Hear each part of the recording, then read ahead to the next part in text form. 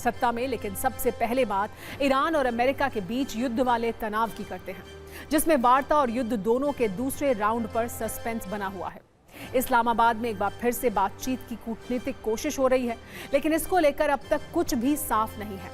Iran के विदेश मंत्री अब्बास अराक्ची अपने प्रतिनिधि मंडल के साथ इस्लामाबाद में हैं। अमेरिका के प्रतिनिधि स्टीव विटकॉफ और जैरेड कुशनर के इस्लामाबाद जाने की चर्चा है, लेकिन क्या दोनों के बीच सीधी बातचीत होगी, इस पर कुछ साफ नहीं है। ईरान का अभी तक का रुख यही है कि वो अमेरिका से कोई बातचीत नहीं करेगा, लेकिन सवाल यह है कि अगर ईरानी प्रतिनिधिमंडल अमेरिका से बातचीत नहीं करेगा तो अब्बास अराक्ची इस्लामाबाद क्यों पहुंचे हैं? इसको लेकर ईरान और अमेरिका की तरफ से अलग अलग बयान सामने आ रहे हैं। पाकिस्तान आने से पहले अराक्ची ने कहा कि वो इस्लामाबाद, मस्कत और मॉस्को की यात्रा शुरू कर रहे हैं। इसका मकसद द्विपक्षीय मामलों पर तालमेल बनाना है।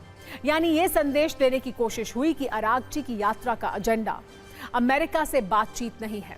ईरान ने साफ किया कि धमकी और दबाव के बीच अमेरिका से सीधी वार्ता संभव नहीं है। दूसरी तरफ व्हाइट हाउस ने जानकारी दी कि अमेरिकी प्रतिनिधि इस्लामाबाद जा रहे हैं, जहां ईरान के साथ बातचीत हो सकती है, और अगर बातचीत आगे बढ़ी तो उपराष्ट्रपति जेडी वैंस भी जा सकते हैं। वहीं ट्रंप ने अब से कुछ देर पहले यह दावा किया कि ईरान बात करना चाहता है। इतने अलग अलग बयानों और सस्पेंस के बीच बातचीत कितनी कारगर होगी, इसका अंदाजा लगाना ज्यादा मुश्किल नहीं है। फिर भी किसी तरह सहमति बनाने की कोशिश हो रही है, जिसके 4 प्रमुख चरण हैं। आज ईरानी विदेश मंत्री अराक्ची ने पाकिस्तानी फील्ड मार्शल आसिम मुनीर से मुलाकात की। अराक्ची ने मध्यस्थ की भूमिका निभा रहे पाकिस्तान के सामने अपना पक्ष रखा। कहा जा रहा है कि ईरान ने हॉर्मूज नाकाबंदी और यूरेनियम वाली शर्तों पर अपनी आपत्ति जताई है। अब अमेरिकी प्रतिनिधिमंडल में शामिल स्टीव विटकॉफ और कुशनर भी आसिम मुनीर से मुलाकात कर सकते हैं। इस मुलाकात में ईरान की शर्तें और प्रस्ताव अमेरिका के सामने रखा जाएगा। यहां से सीधी बातचीत की कोशिश शुरू हो सकती है। अगर शुरुआती सहमति बनी तो सीधी बातचीत के लिए एक पीस ड्राफ्ट बनाने की कोशिश होगी। इस ड्राफ्ट में सहमति वाले मुद्दों पर पहले बातचीत को प्राथमिकता दी जाएगी। अगर ये प्रयास सफल हो जाता है तभी सीधी बातचीत का रास्ता खुल सकता है। इस बीच समझौते की संभावना नजर आई तो जेडी वैंस भी पाकिस्तान जा सकते हैं।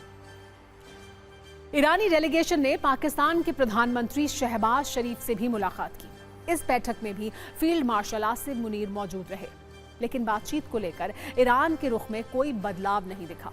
ईरान के रुख की वजह वहां के शासन तंत्र के अंदर की फूट भी बताई जा रही है।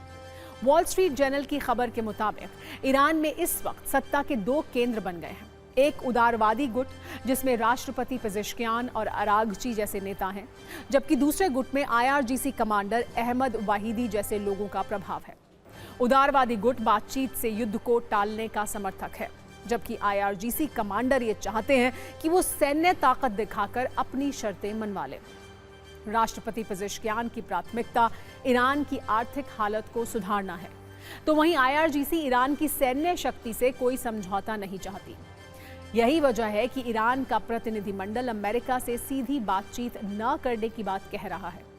रिपोर्ट के मुताबिक अब ईरानी प्रतिनिधिमंडल के पास बड़े फैसले लेने की इजाजत नहीं है, क्योंकि पहले की तरह फैसलों के लिए हरी झंडी देने वाले आयतुल्लाह खामेनेई जैसे सुप्रीम लीडर नहीं हैं। अब IRGC का गुट बातचीत के प्रस्तावों को अपनी गरिमा के साथ समझौता बताकर खारिज कर रहा है। बताया जा रहा है कि ओमान में हुई गुप्त बैठकों में ईरानी राजनयिकों ने नरम तेवर दिखाए थे, जिसे IRGC ने धोखा देने जैसा बताया और उन राजनयिकों पर एक तरह से देशद्रोही होने का ठप्पा लगा दिया। इसलिए अब ईरानी वार्ताकारों में किसी प्रस्ताव पर सहमति देने की हिम्मत नहीं है। ये वार्ताकार अब सिर्फ मैसेंजर बनकर रह गए हैं।